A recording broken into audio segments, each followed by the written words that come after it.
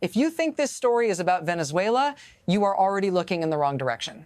What is happening here is far more dangerous, because this is not about tanks, not about invasions, not even about regime change. This is about something quieter and far more powerful, a system where a country can be economically suffocated without a single shot being fired, where sovereignty no longer depends on borders or armies, but on permission to sell, permission to trade, permission to exist inside the global market. When the United States talks about controlling the purse strings, it is not using a metaphor. It is describing a doctrine where oil becomes a leash, shipping lanes become choke points, and access to money becomes obedience. If this system works in Venezuela, it will not stay there. Stay with me, because in the next few minutes, you will see how power now operates without war and why that changes everything. The world used to measure power in divisions, missiles, and military bases. That era is fading. Today, power is measured by who controls the systems that decide movement of money, of energy, of ships, of markets. The doctrine unfolding here is simple, but ruthless. You do not need to occupy a country to dominate it. You only need to control the channels it depends on to survive. Oil is one of those channels. Finance is another. Shipping connects them both. If you can decide when a country is allowed to sell its resources, you control its budget. If you can intercept its ships, you control its cash flow. If you can deny access to global markets, you control its future. This strategy reframes sovereignty itself.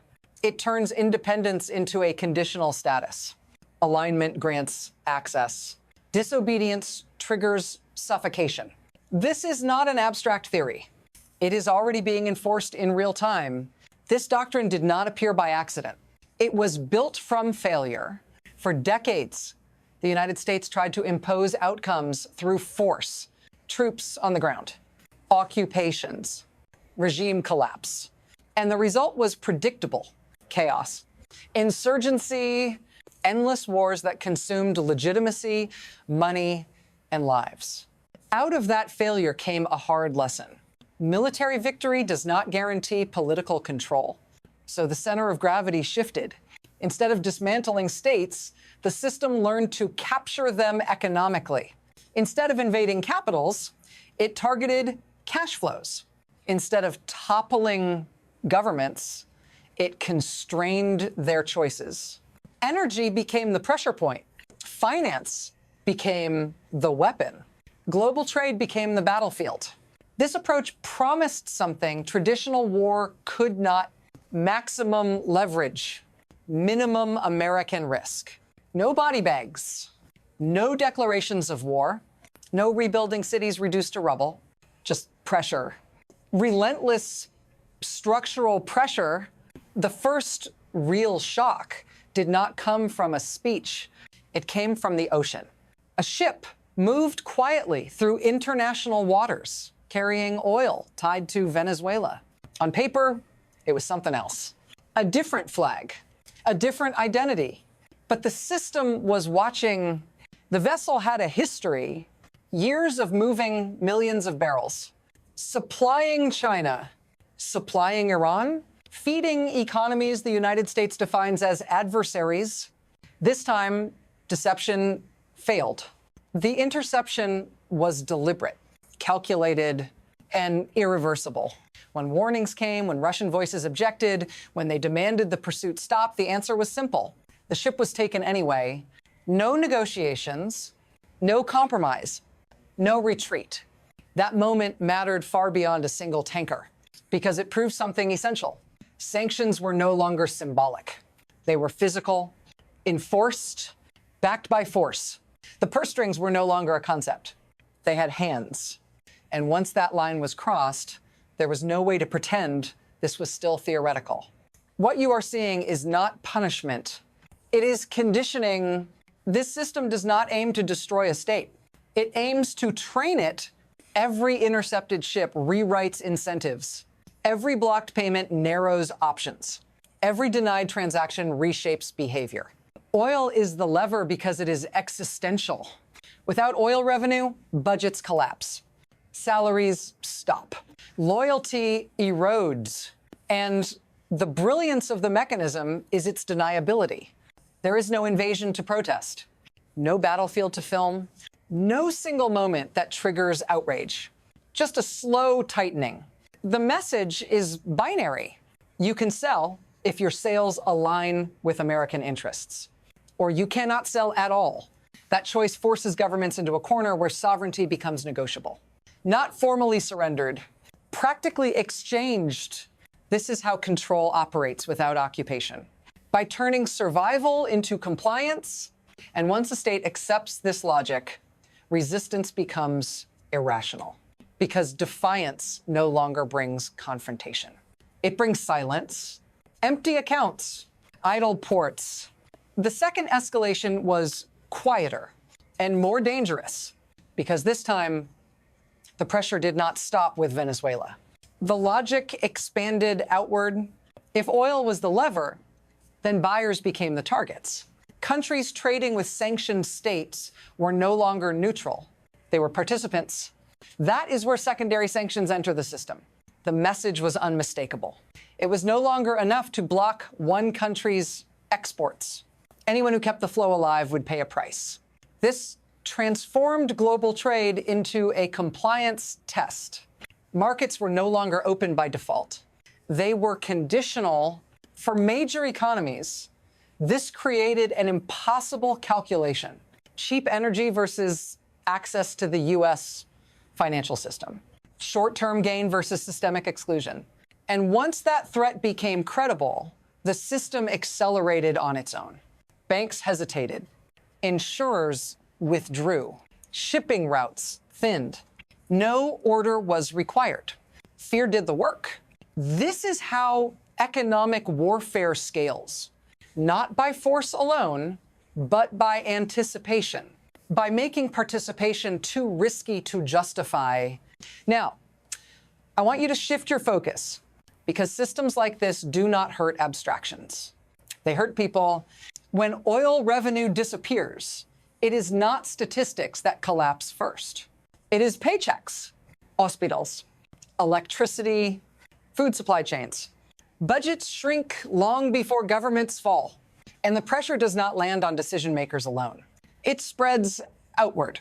If you live in a country whose economy depends on a single resource, this matters to you. If your job depends on trade, shipping, or energy prices, this matters to you.